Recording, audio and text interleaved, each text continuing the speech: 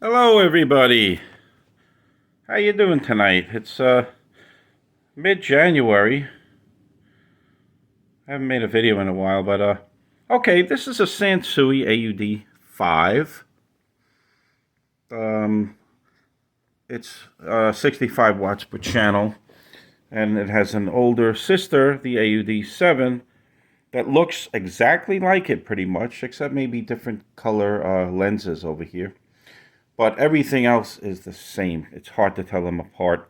And the AU-D7 has 80 watts per channel, which I owned an AU-D7 back in the 80s, brand new. It was like my first, hi-fi component. Once I started getting serious into audio back then in the 80s when I was in junior high school. So this one I did not buy new, unlike the AU-D7. I bought it used, and it's in amazing condition. I bought it several years ago, actually.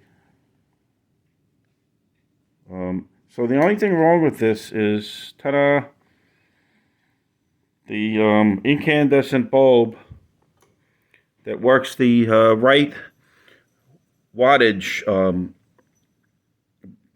rectangles, if you will. That shows you the wattage, the peak wattage, is burned out. Now, there's only one bulb that lights these. It's not a whole bunch of small bulbs. I bought the whole kit. Now, see the ones with the wires going to them? There's one that works this. It sits right about here. And then there's one that works this. It sits right about here. These are LEDs. And then the smaller bulbs, the ones without the wires, the ones with just the leads on them, they work these indicators here. Okay.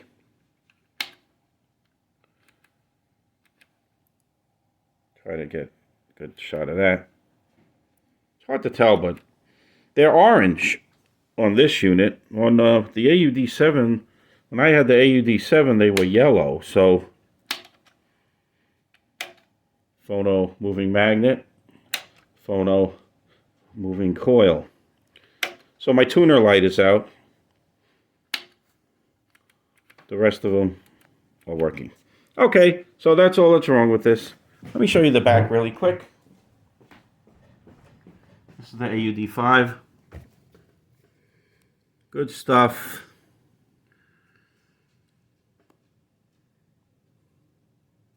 Plenty of features. Phono preamp. 2 sets of speakers, switched and unswitched outlet. 2 tape recorders. Aux tuner. 2 tape inputs and record outs. No preamp power amp jumpers on this or the AU-D7. Now they made some larger ones, the AU-D9 and the AU-D11, but those were different looking. They weren't the same design as these, inside or out. All right, so you're going to need a screwdriver set.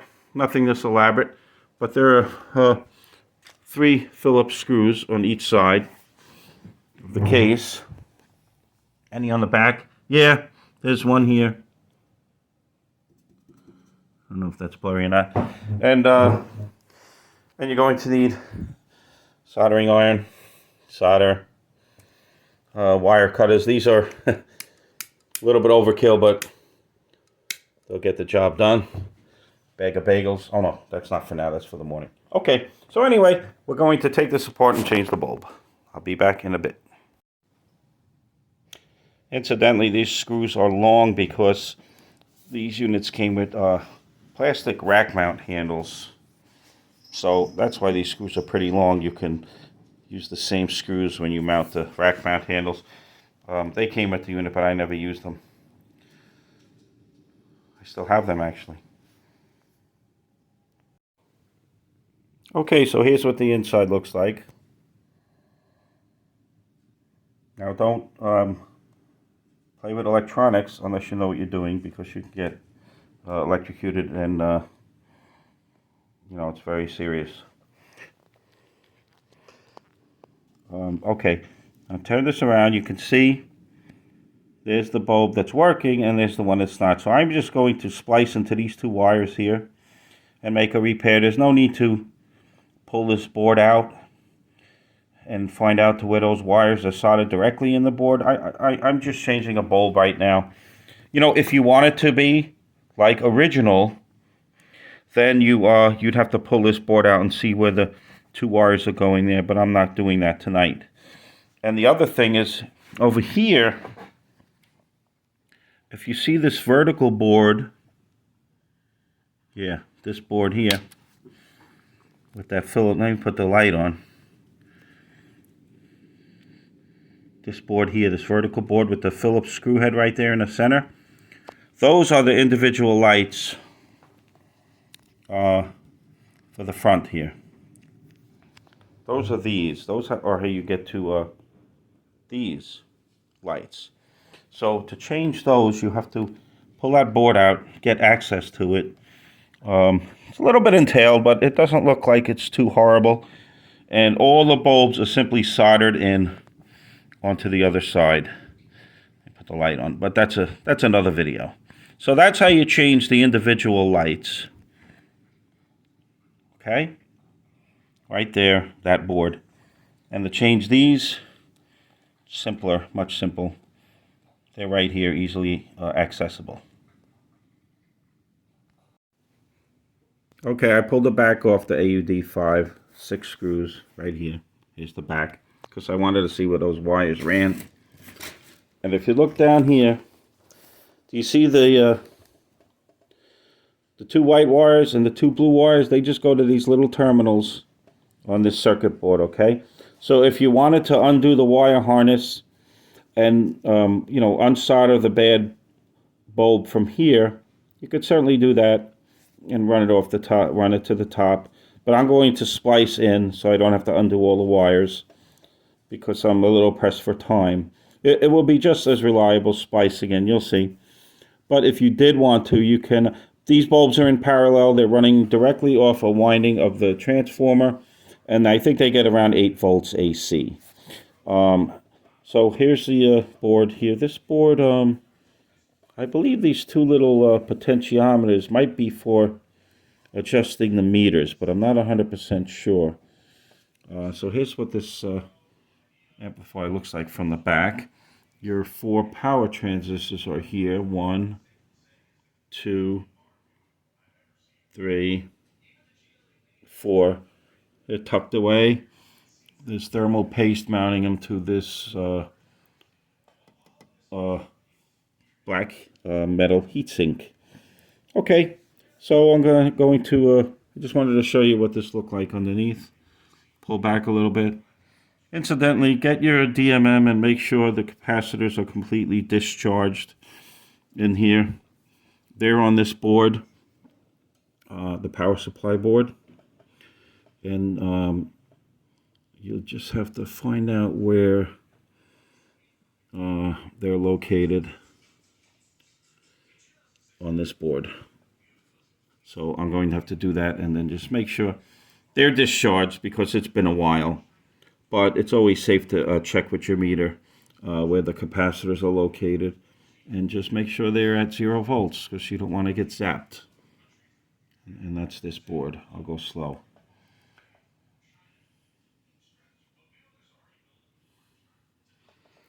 And I'll just show you the top here. There's the 2 9,000 microfarad capacitors rated at 63 volts. And here's the adjustments for the power transistors. DC bias, I would think.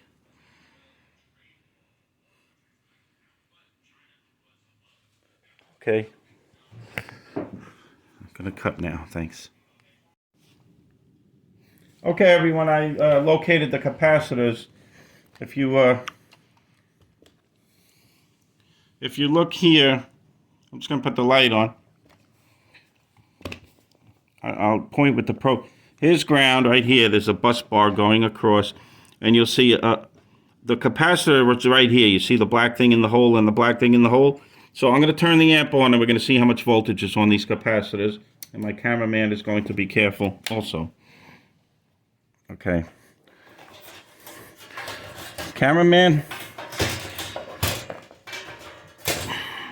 I was extra safe and I unplugged the amplifier, so back up a little so I can plug this in, but you don't have to get that part of it. Okay, everybody, we're going to plug in the amp and we're going to see what the voltage is on these capacitors. There we go, front panel's on. Now this, we have to be careful. So here's B minus, we're on DC volts. Yes, okay. Minus 52.57 volts there. And then we're going to go across this capacitor at the top. And 52.4. So there's your plus and minus DC voltage. You know, so you don't want to, get across that and make a big spark. This is more important in the tube amp where the voltage is on 400 and 500 volts DC. So what we're going to do is, I'm going to shut the amp off. And you'll see the voltage discharging. So it takes a while, but you could see that they're both, here's your B plus, that's down to 19, and here's your B minus, taking a little more time. So you're going to wait for those to get to 0 before you work on the amp, and of course unplug it so you don't get an AC shock from the AC power coming into the amplifier. Okay, you can cut that now, thank you. Okay, I forgot to mention at the beginning of the video, if you're going to splice, it's good to use shrink tubing over the splice. But I think I'm changing my mind here. I think I'm going to see the two sets of blue and white wires. I think I'm going to not splice, and I'm just going to solder to the terminals at the bottom of the amplifier. So I changed my mind on that. So no splice. If you were going to splice it, you could just cut it here, splice it, and run it. But I'm going to cut this this tie here, and I'm going to go to the terminals on the bottom. Okay, I cut this tie. You have to cut them because I think the assemblers I just dropped it. The assemblers actually tie these in knots, and they're really hard to get off, so that's what it looks like. See, it's actually knotted. Here's another one over here. Where am I pointing to? Right down here. But that one, see, it's actually in a knot. It's funny how they did that. But here they just used a nylon tie, a zip tie or a tie wrap. So anyway, I cut it right here. Here's my bulb. Well, let me get a better angle over here. Back up a little bit. Okay, there we go. Now I should be able to just pull this out.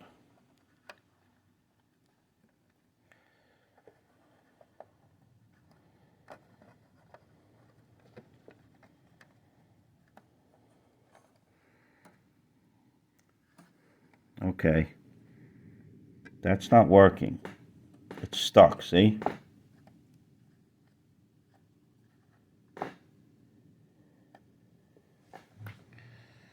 I may have to actually push it through to the front. Unless I can get it out the back. Let me cut the recording a sec. Okay, there's if you look over here, there's a Phillips screw, and I should be able to pull this board upward and see what's going on behind it. Try to get this out because it's not coming out. Okay, I pulled the board out, and there you see the LED drivers, chips, one for each channel, and you see the bar graphs, the LED bar graphs, the peak meters. And if I flip this camera around here, now this is what we're dealing with here.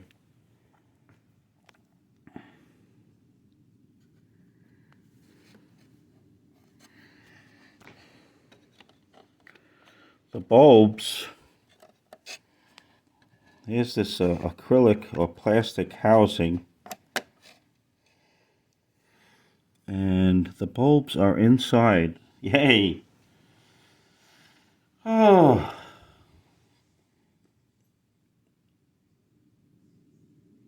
So, this is a little bit entailed than I thought it was going to be. So I'm going to shut the camera off because I got to think this out. Okay, bye. Okay, I have the unit flipped. I'm going to take the front cover off because it looks like it's pretty easy, because the way the switches are, you don't have to pull the knobs off to get the front cover off, because they made this kind of serviceable, easy to service. I wish they made that light bulb easy to service. So we're going to pull this cover off and see what's underneath. There's just 2 screws, top and bottom. Okay, 4 screws, and voila, the front panel comes off. But be careful, this LED for the protection circuit, be careful with your switches. Oh, I just dropped one. Oh, which one did I drop?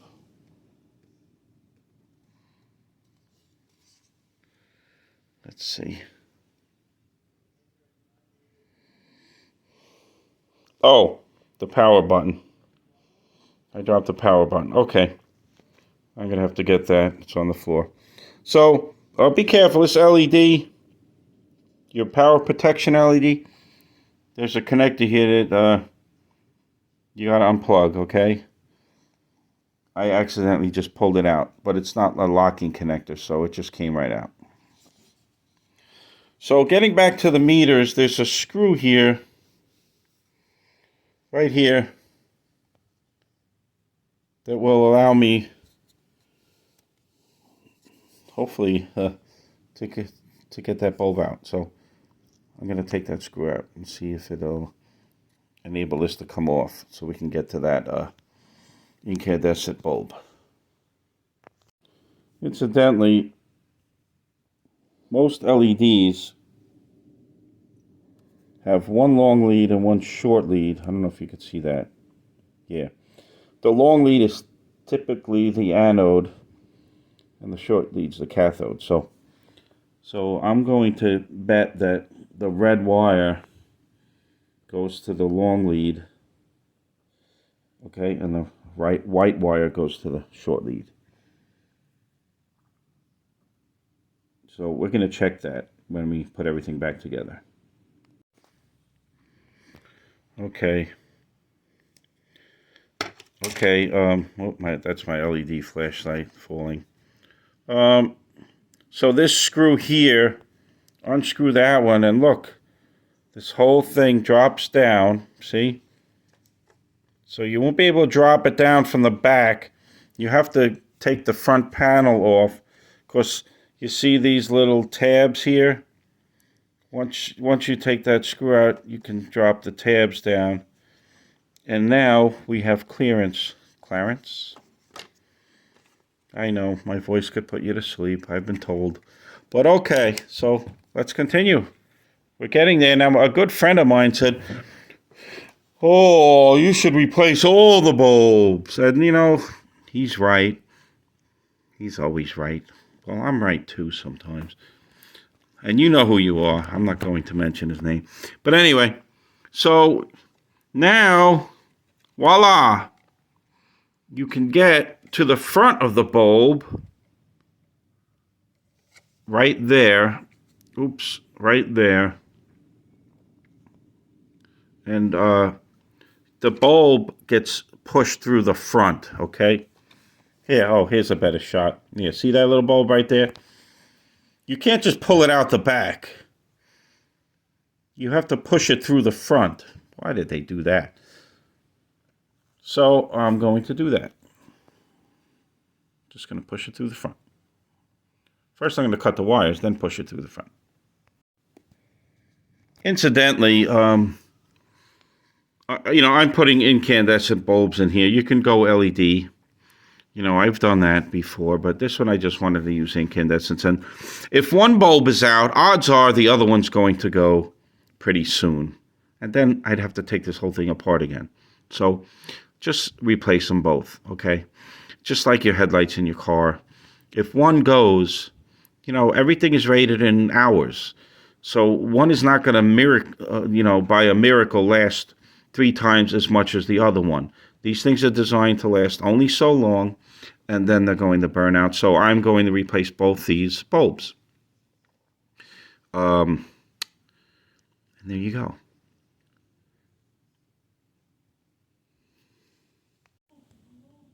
Okay, here I am again in the back. Here's my 2 terminals. Let me move this over because it's a little confused there. The white wires go to the right. The blue wires go to the left.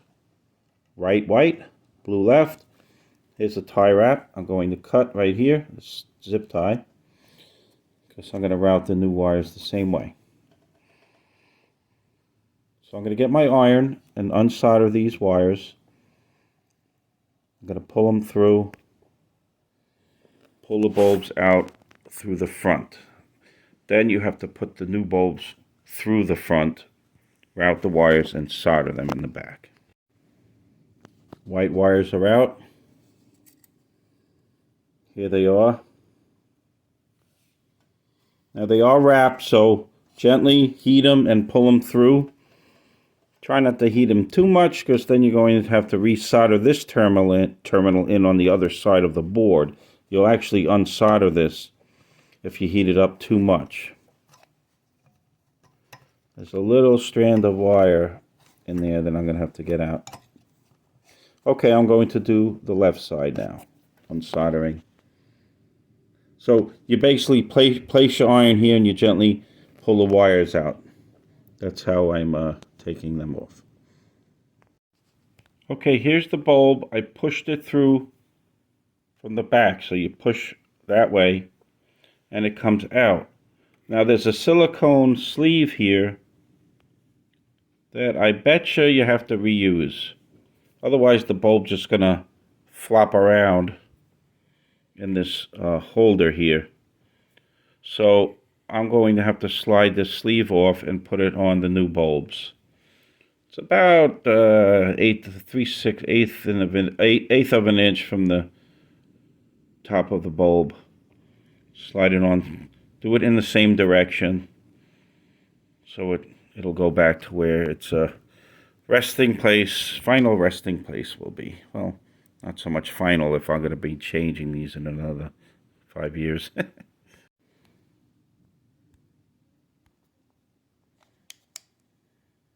So here's what you're dealing with here.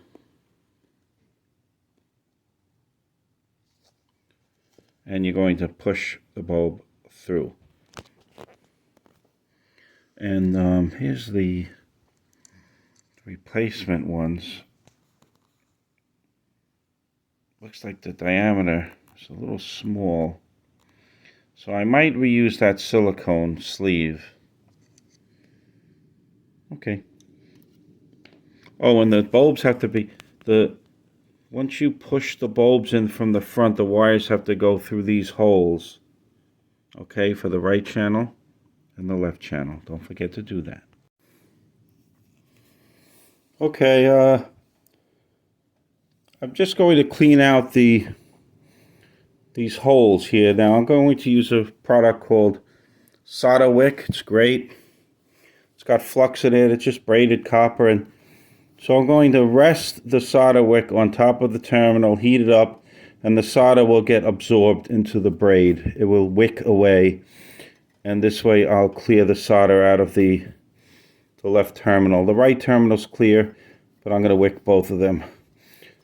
Once again, you know, wick it, take the soldering iron away. You don't want to heat up too much, because you don't want to affect the soldering of these terminals to the circuit board. So I'm going to wick out those holes and, you know, put in the bulbs, route the wires, solder the new bulbs in, put everything back together. Should be great. Okay, I thought I was just going to be able to slide the old silicone sleeve forward. But of course, it's a little tight in there. So you actually have to slide it all the way down the wires and out. So in order to put it on the new ones, I have to start like this, like that. And you're going to wind up with the sleeve right here. Okay, I wasn't able to slide the sleeve all the way up to where it's supposed to be, which is right around a little bit back more, because there's already sleeving on here. And the old bulb, if you look at the old bulb, the wires go all the way up to the back of the glass part, whereas this one, it's got this sleeving on it. I don't want to cut that away, so I think I'm going to just cut away a little bit at this slot so that I can fit the sleeving through this slot and position the silicone, because this is not silicone. This is not going to hold the bulb right here, you know, unless you want to use your own silicone, but I'm going to try to reuse the sleeve. Alright, I didn't do a very good job. The silicone sleeve ripped, so I may just use my own silicone to hold in the bulbs. These bulbs don't get hot, so any silicone, clear silicone, will hold in these bulbs. So I'm probably not going to use the sleeves because I can't get them around the replacement bulbs because they're slightly different. But that's okay. I mean, we'll see if the sleeve that came on the replacement bulbs will hold it. If not, I'm going to add a little silicone on the back, and they're not going to go anywhere. Silicone's nice because if you have to replace them again, you just pull out the silicone with your fingers. You know, it's not that permanent. This is very important. When you route the wires through the display here, this is very important. Don't pull it all the way back and then silicone it, because these lights are this is an acrylic display here, I think. So this bulb must be right here. Just so it depends on side lighting. That's why some LEDs won't work that well. It depends on the side lighting. So the bulb, the glass part of the bulb has to be right even with the thickness of the acrylic. And that's where the bulbs, remember, I don't know if you remember we could just see the top of the bulb right here. That is very important because you're going to put this whole thing together and it's going to be dark. Well, one side's going to be dark and one's going to be light. So line it up, let your silicone dry. I'm going to put the silicone a dab of silicone right here. A little dab will do you. Right there. Make sure the bulb is where it's supposed to be, nice and happy. And I'm going to put the camera down so I can do that. I'm just using GE silicone. You can get a Home Depot in the tube, small tube, that's all. Any kind of clear silicone would be fine. It's just to hold the bulb in. Okay, what I did here was just put a piece of tape over the front of the holes. This way I can just turn this upside down and push the LEDs till they hit the tape, and then they're perfectly aligned. They're perfectly aligned on the side here. Okay, that just will ensure that they're they're in the right position and everybody's going to be happy. So now I'm just going to turn this beautiful display that some wonderful engineers at Sansui designed way back when I was just in junior high school. And so push these bulbs in till they stop. And then I'm going to see that so they're pushed in, they can't go anymore. Don't push them too hard because you'll push your tape off. So then I'm just going to silicone that hole and that hole. And here's my silicone. Mold free. 10-year. I don't need it to last 10 years. The bulbs are probably going to burn out before that. Okay, so I'm going to silicone them. Okay, they're siliconed. So I just got to wait for it to dry. Now this is a bit of a problem because silicone takes a little time to dry. So I'm just going to have to be careful. You know, if they move, I can reposition them. If I take the tape off, well, now you can take the tape off. But just, I have to be careful not to pull on them or pull the wires. Because if they move, it's going to be trouble. So before we button everything back up, we just have to make sure the lights, you know, didn't move in or out, forward or backwards. Okay, so I stripped the wires. These are 22 gauge wires, so you need a small stripper. There you go. That's a small one. This, you know, something like this is too big. It doesn't have 22 gauge. This was the correct one. Not even my medium-sized strippers had 22. But, so I stripped them about 3/8 of an inch. And what I did was I twisted the red wires together. Twist the red wires together, make them one, because that makes it strong. And then twist the black wires together, make it one. And then kind of make a hook out of it.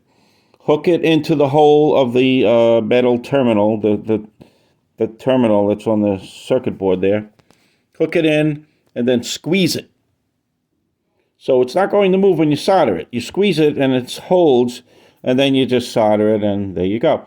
Make sure you route the wires the way they were, and, you know, be careful. Don't make any collateral damage or anything like that. Route the wires. Retie them. Don't just leave them flapping around and stuff like that, because, you know, then you're going to get a hum or something. It's very important to put things back the way they were. I even checked the tightness of some of the ground screws while I was in here, and everything's pretty tight. So they didn't even move. So anyway, this is the bottom. They're attached. There you go. Come around, tie wrapped, cinched, whatever you want to call it. Come around the front. There they are. They come through this tie wrap, another bundle of wires, and then they go to right through their silicone into their holders. Okay, so now's the time you're going to put your front panel on. Put your front panel on, because you only had to take the front panel off to get this off. Put your front panel on. Power it up, see how it looks. Because now you can do your fine-tuning while the silicone is not dry yet. See, once you cinch this one here, then you have more control. These won't move as much, and you can kind of train the wires. If you ever worked with copper wires, you can train them, and they'll just stay. So you don't have to worry. You know, if anyone thinks of a better way to do this than silicone, you know, let me know. Silicone, it's a little messy, but guess what? Next time you change these, that silicone will come right off, and you're going to throw away the old lights anyway. So here's another zip tie or tie wrap. You tie it there. Everything looks great. It's just the way it was. This board gets mounted again with that screw. Oh, I forgot to tell you, make sure that these tabs are on the outside before you put that screw in, because the first time I did it and I had these on the inside, so I had to take the screw back out. Okay, we're going to hook this up to our LED. The red side goes to the longer lead of the protection LED that's right there. Make sure your switches are in. My power switch is not behaving, but the rest of them are in place. You know, I thought this was going to be a 5-minute video. Boy, was I surprised. So we're going to put the front panel on and power this puppy up and see how these lights work. Watch one of them be out. Nah, I don't think so. Anything's possible. Okay, the front panel goes on with 4 screws. 2 at the top and 2 at the bottom. But, you know, I tightened them without checking the front, and you don't want like a big gap. Like, see, that's the only problem with this design. It's not a problem, but when you put, now look, see, you want to leave yourself, watch.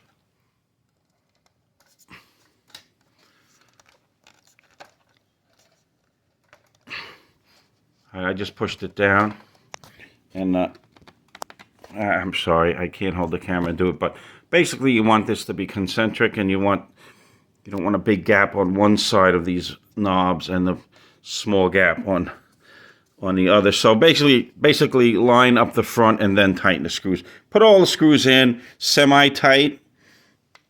You know, check all your switches, make sure they're not getting caught on the front panel. So just play around with the front to align it, because you got to look at this every day, so it might as well be perfect. Okay, as the night proceeds on, we're getting this done. Everything is together, all the screws are in except the top panel, because now I can do a final adjustment on how far the bulbs are inserted. So let's put this thing on.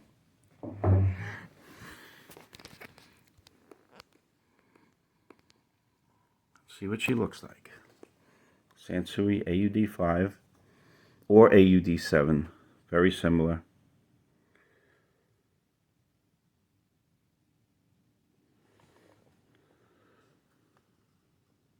Three, two, one. Ignition.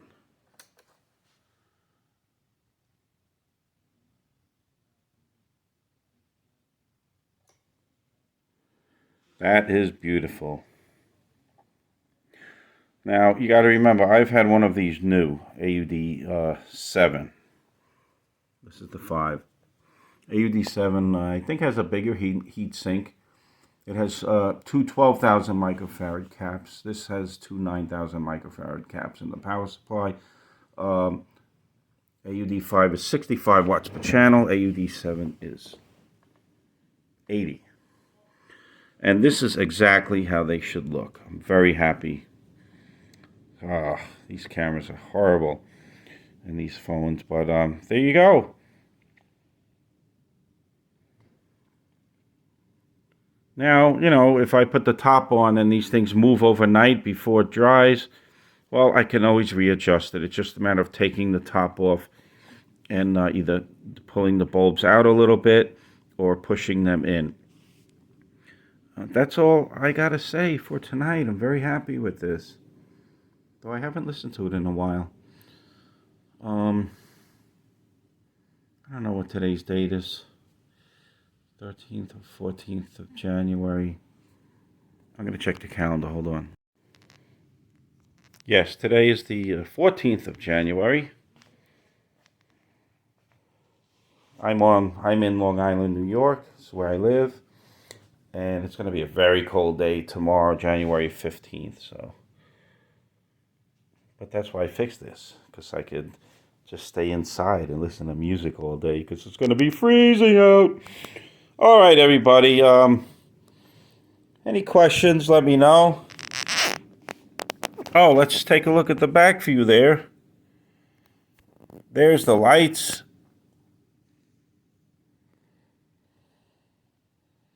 Could see them. Very nice, beautiful. And that silicone will dry and they won't go anywhere. Well, thank you for watching, everybody. I know this was a long video. I didn't think it would be this long, but, you know, I didn't look at a manual. I didn't look at a YouTube video or anything. I just dove in, so sometimes you got to dive in. So there you go, AU-D5. Sansui, very similar to the AU-D7. Thanks for watching, everybody. Have a wonderful January, and I hope to make another video soon. Bye-bye. I know I ended the video, but I was just thinking about this, and if you only want to do this once for the next 20, 30 years, you can, if you use the same replacement bulbs, I think they're 8-volt bulbs, but if you get the exact bulbs, And you can exponentially extend the life of these bulbs as if you put a small resistor in series with the bulb, you know, in series with each of the bulbs. Not hard to do, not hard to calculate, and you will really extend the life of the bulbs, and you probably won't even know a difference in the intensity of the bulb. You may not even notice it. Obviously, the higher the resistor, the lower the intensity will be. But if you just decrease the current a little bit, it will really extend the life of these bulbs. I probably should have done that, but I didn't. But now I'm an expert. So you could go LED. LEDs are a little finicky. They do have side-lit LEDs that shoot the light out the side. That's important because most LEDs radiate most of their light in the front of the LED, and that's exactly where this particular acrylic optical display does not need the light shooting forward. It needs it coming out the side of the light, which is what an incandescent does. Incandescent does greatly, as you can see. But there are LEDs that can do it. You just have to get the right kind.